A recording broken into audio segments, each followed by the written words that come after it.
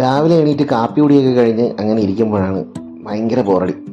എന്നാൽ പിന്നെ അപ്പം തന്നെ വിചാരിച്ചു നേരെ ലക്ഷ്മിയെ അമൃതനെയും കൂട്ടി ഇവിടെ അടുത്ത് അമീൻപൂർ ഒരു ലേക്കുണ്ട്, അങ്ങോട്ട് പോകാമെന്ന്.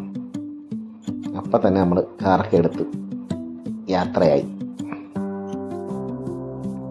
ഇതാണ് നമ്മൾ അശോക് നഗറിൽ ഇപ്പോൾ താമസിക്കുന്ന വീട്. ഇതിനു മുമ്പ് നമ്മൾ സംഗാറഡിയിൽ നിന്ന് ഷിഫ്റ്റായി 2 മാസം മുമ്പാണ് ഈ വീട്ടിലേക്ക് വന്നത്.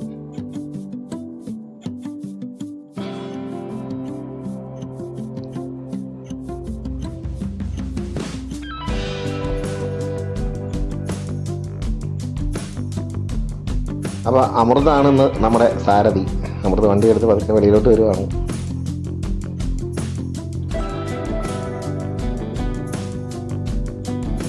കുട്ടികളൊക്കെ എപ്പോഴും അങ്ങോട്ടും ഇങ്ങോട്ടും ഒക്കെ ക്രോസ് ചെയ്യുന്നത് ഓടുന്നതായിട്ടുള്ള സ്ട്രീറ്റ് ആയതുകൊണ്ട് വളരെ സൂക്ഷിച്ച് വേണം വണ്ടി എടുക്കാൻ.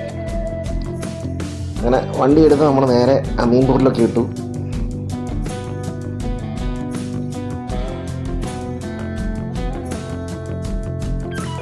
അപ്പം അതാ നമ്മൾ തപ്പിക്കൊണ്ട് കിടന്ന അമീൻപൂരിലേക്ക് നമ്മൾ കണ്ടെത്തിയിരിക്കുകയാണ് ഗൈസ്. ഇനി ഒരു പാർക്കിംഗ് സ്ഥലം നോക്കി പാർക്ക് ചെയ്യണം.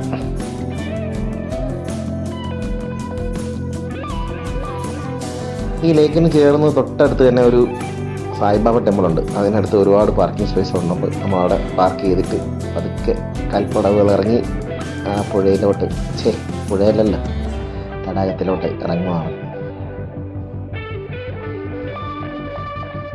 ഒരു കൂട്ടം പിള്ളേർ നിന്ന് മീനെയൊക്കെ നോക്കിക്കൊണ്ട് നിൽക്കുന്നുണ്ട്. അവിടെ ഇഷ്ടംപോലെ മീനുണ്ട് കേട്ടോ ഇതിനകത്ത്.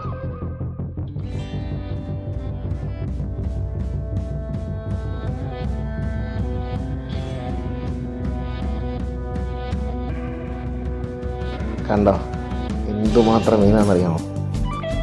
ഒരുപാട് തിലാപ്പികളാണ് കേട്ടോ ഇതിനകത്ത് നിറയെ, ശരിക്കും തിലാപ്പികൾ. പക്ഷെ ഇതിനിടയിൽ ഒരു സാധനത്തിനെ കണ്ട് ഞങ്ങൾ ഞെട്ടി. നമ്മുടെ ഒരു കൈ നീളത്തിലുള്ള ഒരു ആഫ്രിക്കൻ മൂഷി.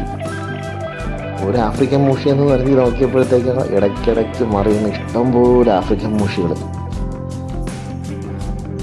ശരിക്കും ഇതിനകത്ത് കിടക്കുന്ന തിലാപ്പികളെയൊക്കെ തിന്ന് വിഹരിക്കുകയാണ് ഈ ആഫ്രിക്കൻ മൂഷികൾ. സുഖ ജീവിതം.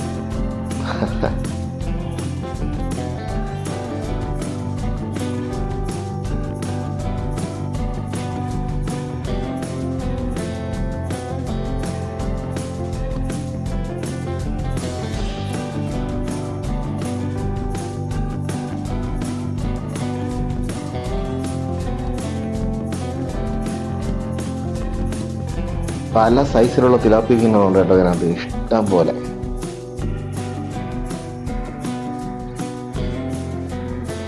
ഒന്ന് വല എറിഞ്ഞ വല നിറയെ മീനായിരിക്കും.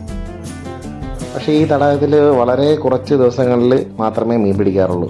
ആഴ്ചയിൽ 1-2 വട്ടം. അതും അതിന് കോൺട്രാക്റ്റ് എടുത്തിട്ടുള്ള ആൾക്കാർ മാത്രമാണ് മീൻ പിടിക്കുന്നത്.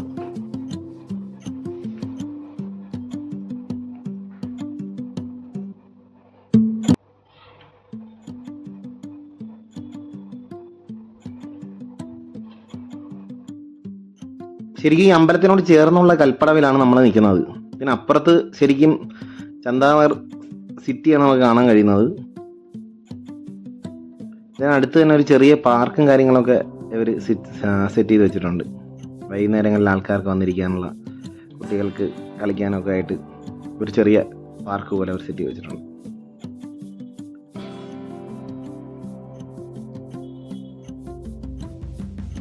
ഇവിടെ നിന്ന് താഴോട്ട് നോക്കുമ്പോഴാണ് നമുക്ക് ആഫ്രിക്കൻ മൂഷികളുടെ വിളയാട്ടം കാണാൻ കഴിയുന്നത്. കണ്ട എൻ്റെ മീശ, കണ്ട ആഫ്രിക്കൻ മൂഷിയുടെ മീശ. എൻ്റെ അമ്മോ, എന്തുമാത്രം മൂഷികളല്ലേ! വായി തുറന്നങ്ങനെ നിൽക്കുകയാണ്. അവിടെ നിൽക്കുന്ന ഒരു പയ്യൻ പൊരി വാരി ഇട്ട് കൊടുക്കുന്നുണ്ട്. അത് കഴിയാൻ കിടന്ന് മറിയൊക്കെ കണ്ടോ? ഇതിൻ്റെ എല്ലാ ആഹാരം ആ കുട്ടി തിലാപ്പികളാണ്.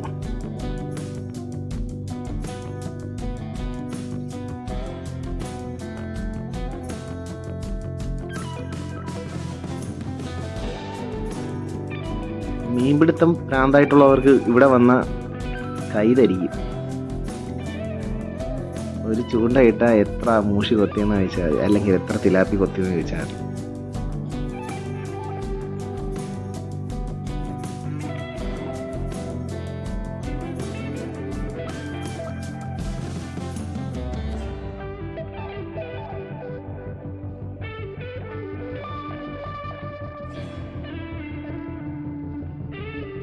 ഈ കാണുന്നതാണ് ഞാൻ പറഞ്ഞ സായിബാബ ടെമ്പിൾ.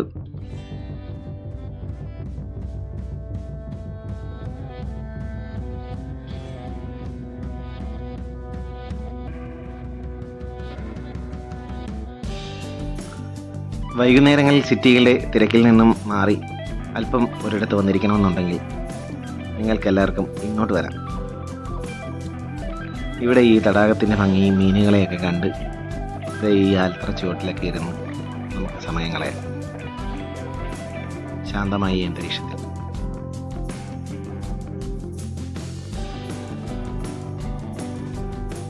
ഈ പാർക്കിലൊരു ശംഖിൻ്റെ സ്കൾപ്ചർ ഉണ്ടാക്കി വെച്ചിരിക്കുന്നുണ്ടോ? വേറെയും ശില്പങ്ങളുണ്ട്. നമ്മളെ അമ്പലത്തിൻ്റെ ഇപ്പുറത്ത് വരുമ്പോഴത്തേക്ക് ഇവിടെ ഒരു ശ്രീബുദ്ധൻ്റെ നല്ല അടിപൊളി ഒരു സ്റ്റാച്ചു കാണാം. മനോഹരമായ ഒരു സ്റ്റാച്ചു.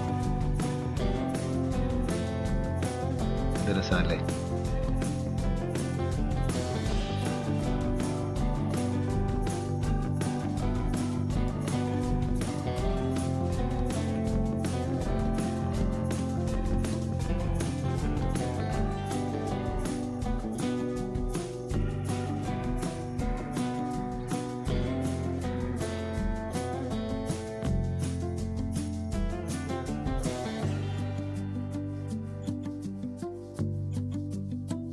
ഇതാണ് ആ സായിബാബ ടെമ്പിള്.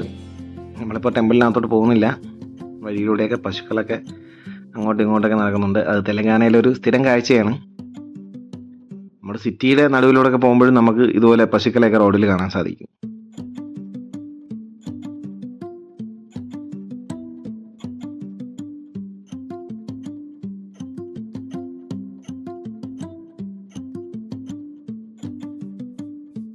രാവിലെയും വൈകുന്നേരവും ഒക്കെ ഒരുപാട് ആൾക്കാർ ഈ അമ്പലത്തിലോട്ട് വരുന്നുണ്ട് കേട്ടോ. അവർക്ക് അമ്പലത്തിൽ അർപ്പിക്കാനുള്ള തേങ്ങയും മറ്റും കാര്യങ്ങളൊക്കെ അവിടെ ഒരു ചേച്ചി ഇരുന്ന് വിൽക്കുന്നുണ്ട്. കണ്ടോ സായിബാബയുടെ ഒരു ശില്പം കണ്ടോ? എന്തോ ആഹാരം പാകം ചെയ്യുന്ന രീതിയിലുള്ള സായിബാബയുടെ ഒരു ശില്പം.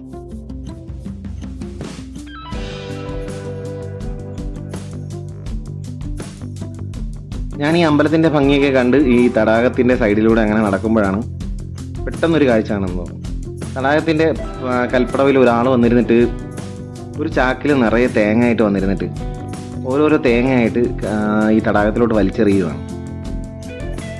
പുള്ളിക്കാരൻ ആ ചടങ്ങ് കഴിഞ്ഞിട്ട് കയറിപ്പോകുമ്പോഴാണ് ഞാൻ പുള്ളിക്കാരനോട് ചോദിച്ച് മനസ്സിലാക്കിയത് കാര്യം.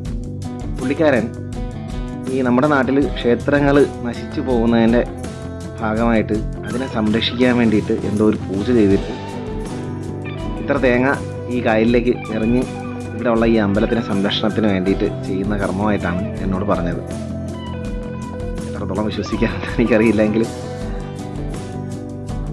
ഇതൊക്കെ കണ്ട് ഞാൻ പോകാൻ നിൽക്കുമ്പോഴാണ് ദേ ഒരു ചെറുക്കൻ, അവനൊരു കൈച്ചൂണ്ടയായിട്ട് ഒരു തിലോപ്പി മീനിനെ പിടിച്ചിട്ട് അതിനായിട്ട് ഇങ്ങനെ കളിച്ചുകൊണ്ടിരിക്കുകയാണ്.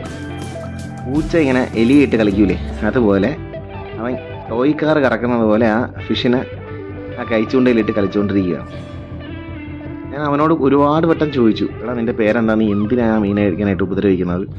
അവനൊന്നും മൈൻഡ് ചെയ്യുന്നില്ല. ഒരക്ഷരം മിണ്ടാതെ അതിൽ തന്നെ കോൺസെൻട്രേറ്റ് ചെയ്തുകൊണ്ടിരിക്കുക.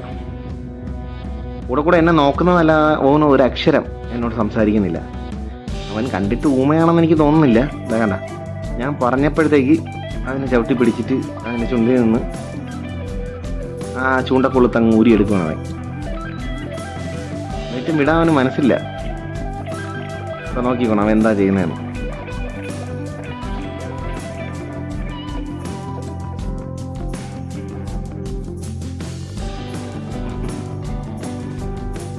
ഞാൻ പറയട്ടെ, നിനക്കത് വേണമെങ്കിൽ നീ വീട്ടിൽ കൊണ്ടുപോയി ഫ്രൈ ചെയ്യുകയോ കറി വയ്ക്കുകയോ എന്തെങ്കിലും ചെയ്യും, അല്ലെങ്കിൽ അതിനെ വെറുതെ വിട്. നീ അതിനായിട്ട് ഉപദ്രവിക്കാതെ ഒന്നെങ്കിൽ നീ അതിനെ കൊണ്ടുപോയി വീട്ടിൽ കൊണ്ടുപോയി ഭക്ഷണമാക്കും, അല്ലെങ്കിൽ അതിനെ വിട്.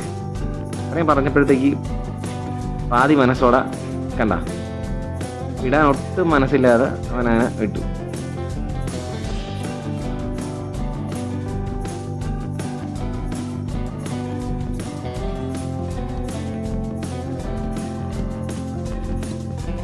അവനെ വിടാൻ ഒരു മനസ്സുമില്ല. അങ്ങനെ അവസാനം അവൻ എൻ്റെ